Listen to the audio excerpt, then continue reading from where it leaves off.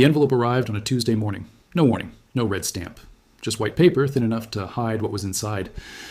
A father of two in Ohio opened it while standing in his kitchen, coffee still warm in his hand. Inside was a bill for $187,000. The surgery had lasted 6 hours. The insurance card had been handed over at the hospital desk. The family had done everything right. Or so they thought. That number didn't represent luxury. It didn't represent choice. It represented survival.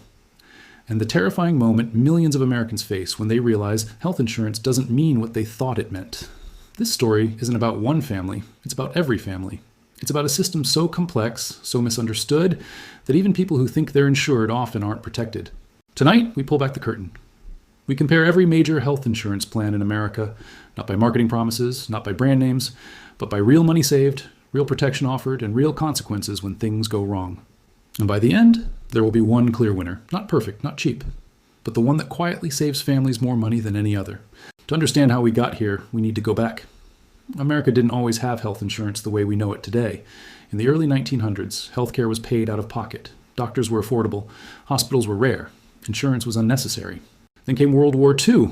Wage controls prevented employers from offering higher salaries, so they began offering health benefits instead. What started as a workaround became a permanent feature. By the 1950s, employer-sponsored insurance dominated the system. And from that moment on, healthcare and insurance became inseparable from jobs, income, and power. Over time, the system grew, not simpler, but more fragmented. Private insurers, government programs, networks, formularies, deductibles, co-pays, coinsurance. Every layer added complexity, and complexity created profit. Today, the U.S. spends more than $4.5 trillion a year on healthcare, more than any nation on earth. Yet medical debt remains the leading cause of bankruptcy. Not because Americans don't have insurance, but because they have the wrong kind. So let's break it down. Most Americans start with employer-sponsored insurance. On paper, it feels safe. The premium is partially paid. The plan has a name. The card feels official. But this category alone includes multiple plan types, each with radically different financial outcomes. First, the HMO, the Health Maintenance Organization. HMOs are often the cheapest upfront, lower premiums, predictable copays, a defined network. For healthy individuals who stay in network and rarely need specialists, HMOs can work. But the savings come with a cost. No out-of-network coverage, strict referral requirements, limited flexibility, one emergency outside the network, one specialist not approved, and the bill shifts from insurer to patient instantly. HMOs save money until they don't. Then there's the PPO, the Preferred Provider Organization. More freedom, larger networks, out-of-network coverage, no referrals. PPOs feel like safety nets, but they are expensive. Higher premiums, higher deductibles. And hidden inside many PPOs is a dangerous illusion. Coverage without cost control. Families often overpay for flexibility they never use. They pay thousands more per year just in case. Money that could have gone into savings, retirement, or actual medical care. Next comes the HDHP, the High Deductible Health Plan. This is where the story gets interesting. HDHPs are often misunderstood, sometimes hated, and frequently misused. They come with low premiums but high deductibles. On the surface, they look risky. Why would anyone choose a plan that forces them to pay thousands before insurance kicks in? Because HDHPs unlock the most powerful financial weapon in American healthcare, the Health Savings Account, or HSA. An HSA isn't just a savings account, it's a tax shelter. Contributions are tax deductible. Growth is tax-free. Withdrawals for medical expenses are tax-free.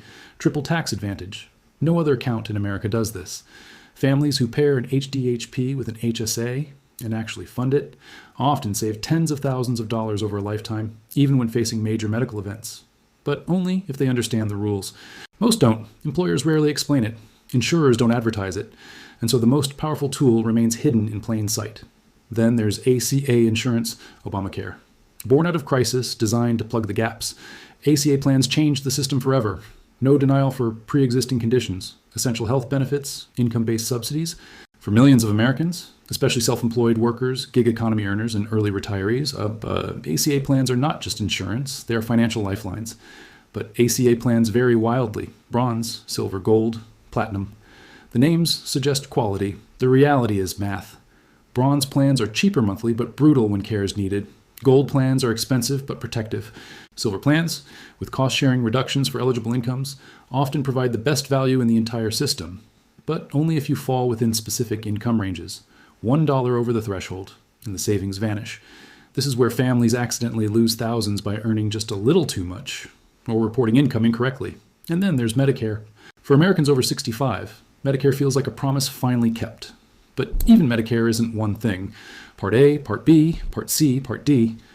Original Medicare versus Medicare Advantage. Supplemental Medigap policies. Each choice shifts costs in different directions. Some plans minimize monthly costs, but expose retirees to catastrophic risk. Others cost more upfront, but eliminate surprise bills. The difference over retirement can exceed $100,000. Medicaid sits on the opposite end of the spectrum. Coverage for the poorest Americans. It's often dismissed, but Medicaid offers some of the strongest protection in the system. Minimal cost sharing. Broad benefits. The problem isn't coverage, it's access. Fewer providers, long waits, geographic inequality. Medicaid protects money, but at the cost of choice. So which plan actually saves families the most money? The answer isn't the cheapest plan. It isn't the most expensive. It isn't the one with the biggest network or the nicest brochure.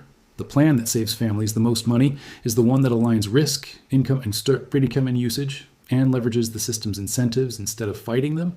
For most middle-income families, not the poorest, not the wealthiest, the combination that quietly wins is this: an HDHP paired with a fully funded HSA or a Silver ACA plan with cost-sharing reductions if income qualifies. Why? Because these plans turn healthcare from a reactive expense into a proactive financial strategy. Consider a family of 4 earning $85,000 a year. On a PPO, they might pay $6,000 in premiums and another $4,000 in out-of-pocket costs every year, even if they barely use care. On an HDHP, they might pay $3,000 in premiums, fund an HSA with $7,500, and roll unused funds forward indefinitely. Over 10 years, the difference compounds. The PPO money disappears. The HSA money grows. And when a medical emergency hits, cancer, surgery, hospitalization, the HSA absorbs the shock without destroying savings. This is where myths collapse. Myth 1. Low deductible plans are always safer. They're not. They're often more expensive over time. Myth 2. HSAs are only for the healthy. False. HSAs are best for people who will eventually need care, which is everyone. Myth 3. Insurance prevents medical debt. Insurance delays it. The right insurance prevents it. Hidden clauses matter. Out-of-pocket maximums matter more than deductibles. Network definitions matter more than premiums. Prescription tiers can bankrupt families even when hospital care is covered. One specialty drug can cost $10,000 a month and be covered in name only. The biggest mistake Americans make isn't choosing no insurance, it's choosing insurance emotionally, based on fear, convenience, or brand recognition instead of math. Health insurance isn't healthcare, it's financial disaster insurance. And when viewed through that lens, the winner becomes obvious. The plan that saves families the most money is the one that caps catastrophic risk, minimizes guaranteed losses, premiums, maximizes tax advantages, rewards, long-term planning, and doesn't rely on blind trust. For some, that's ACA Silver. For others, HDHP plus HSA. Rarely is it the shiny PPO with the highest premium. Almost never is it the plan chosen without understanding. The system is complex by design, confusion is profitable, but clarity is power. That father in Ohio eventually negotiated his bill down to $43,000. He drained savings, he delayed retirement. He learned, too late, that the plan he chose didn't protect his family. It protected the insurer. The difference between financial survival and financial ruin in America often comes down to one choice made during open enrollment. A choice most people rush, misunderstand, or delegate. Health insurance won't make you healthy, but the right plan can keep a medical crisis from becoming a life sentence, and now you know which ones actually do.